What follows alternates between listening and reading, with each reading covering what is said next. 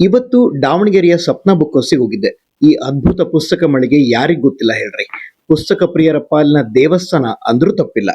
ಪುಸ್ತಕಗಳ ಮೇಲಿನ ಪ್ರೀತಿ, ಗ್ರಾಹಕರ ಮೇಲಿನ ನಂಬಿಕೆ ಮತ್ತು ನಿರಂತರ ಪರಿಶ್ರಮದಿಂದ ಇದು ಸಾಕಷ್ಟು ನಗರಗಳಲ್ಲಿ ತಮ್ಮ ಶಾಖೆಯನ್ನ ಹೊಂದಿದೆ. 1967 ಜನವರಿ 26ರಂದು ಶ್ರೀ ಸುರೇಶ್ ಸಿ ಶಾ ಅವರು ಬೆಂಗಳೂರಿನ ಪುಟ್ಟ 10x10 ಬಾಡಿಗೆ ಅಂಗಡಿಯಲ್ಲಿ ಶುರು ಮಾಡಿದಂತ ಈ ಸಪ್ನ ಬುಕ್ ಹೌಸ್ನ ಭಾರತದ ಅತಿದೊಡ್ಡ ಪುಸ್ತಕ ಮಳಿಗೆಗಳ ಸರಣಿಗಳಲ್ಲಿ ಒಂದಾಗಿ ಬೆಳೆಸ್ಯಾರ.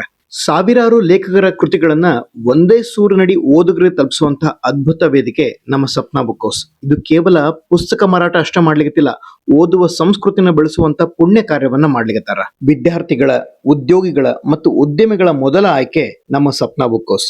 ಒಂದು ಉತ್ತಮ ಪುಸ್ತಕ ಜೀವನದ ದಿಕ್ಕನ್ನೇ ಬದಲಾಯಿಸಬಹುದು ಎಂಬ ನಂಬಿಕೆನ ಪ್ರತಿಯೊಬ್ಬರು ಓದುಗರ ಮನಸ್ಸಿನಲ್ಲಿಗೂ ಈ ಸಂಸ್ಥೆ ಬೆಳೆಸಿದೆ.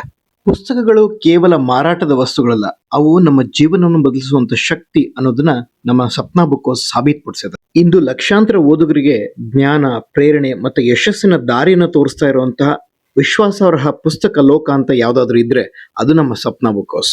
ಇದನ್ನೆಲ್ಲ ನೋಡ್ತಿರ್ಲಿಕ್ಕೂ ಸ್ವಾಮಿ ವಿವೇಕಾನಂದ ಅವರು ಹೇಳಿದಂತ ಒಂದು ಮಾತು ನೆನಪಾಗ್ತದೆ: ಪುಸ್ತಕಗಳು ಜ್ಞಾನದ ಬಾಗಿಲುಗಳನ್ನ ತೆರೆಯುವಂತ ಕಿಲಿಗಳು ಅಂತ. ಏನಂತೀರಿ?